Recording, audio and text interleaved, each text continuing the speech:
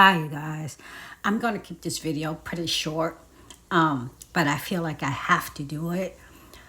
This is a report that you're looking at from the Shade Room, and it's just another YouTube channel, and they also have an Instagram page and a website. But the reason why I'm covering it is because it was the Monday following Thanksgiving that this news came out 2 days ago. And I had put out a dream, and it was giving me the feel of Thanksgiving. And my mother was in the dream. There was I felt kind of frustrated because we had people at this dinner that just came and ate and took the food that I anticipated eating. And I just felt like, why would they do this? Because we've been so hospitable to them. And my mom told me I wanted to leave, but my mom didn't give me a ride home. She told me to, just go. And I'm thinking in my mind, in the dream, I got to walk all the way to Mexico. Excuse me. I have to walk all the way to the border of Mexico. So I'm paraphrasing all of this, but just like in the dream, on the Monday after Thanksgiving, this report comes out that the Mexican authorities reportedly issue an arrest warrant for Shanquella Robinson's death. You guys, this is a story that I tried to avoid even looking into.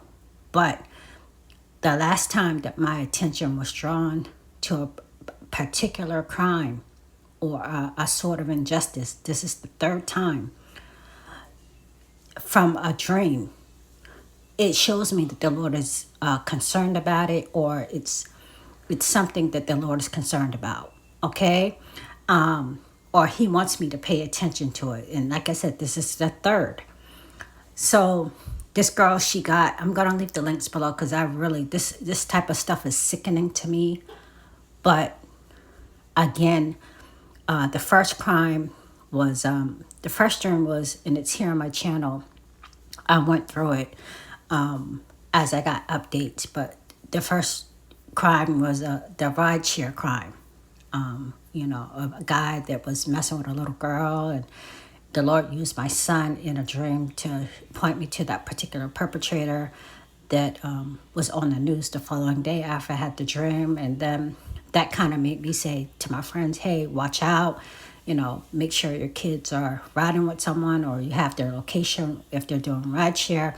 And then several months later, specifically here in the state of South Carolina, there was that college girl that jumped into Uber or another particular rideshare.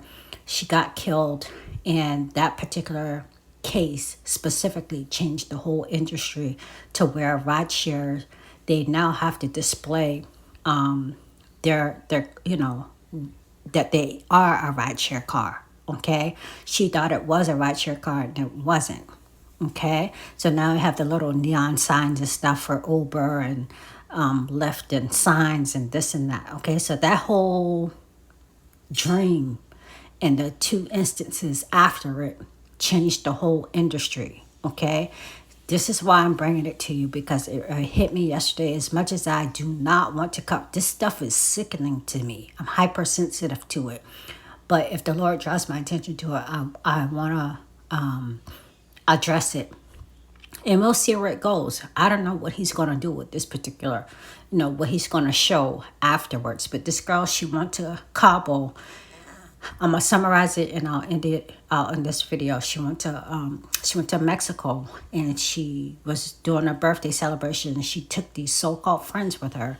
One of them was perhaps, I think they had been childhood friends or something. And just looking at little bits and pieces over the last couple of weeks, her mom said in an interview that the guy had, I think he was her best friend or one of her best friends. He had been on family trips with them. So she considered him to be family. The girl considered him to be family or a good friend. So anyway, she goes to Mexico on a trip to celebrate her birthday, and she gets in a fight. They record the fight. she dies. They say it's from alcohol poisoning, and they fly back home without her. They bring her bags and stuff like that. They go to the mom's house. They go to the setting up to comfort the family and this and that. And they had excuses for, first they said it was alcohol poisoning. First they were saying she was not feeling well, and this is from Mexico. Calls back home to her mom. But then they found out after doing the autopsy, days or a week or so later, that she actually died from a spinal cord injury, which could have resulted as a result of that fight, which her so-called best friend was recording and egging on, not having her back. Oh, why can't you fight back? Okay, this thing is so sickening because these people came back. They flew back the next day, and they came and they brought her suitcase and stuff to her mom, and they acted as if they cared, and one was grieving with her, knowing all the while that they had something to do with her death. So apparently the Mexican authorities have issued an arrest warrant. I know things are kind of, dealing with two countries, and I know there's a U.S. Liaison there for in Mexico for America. I don't want to say an ambassador, but the thing that struck me also is October 29th. One of the reports said she died on October 29th. I've done a video on how a lot of things were going to go wrong after October 29th or October 29th on, okay? I'll leave this article below. I'll let you know if I see anything else about it.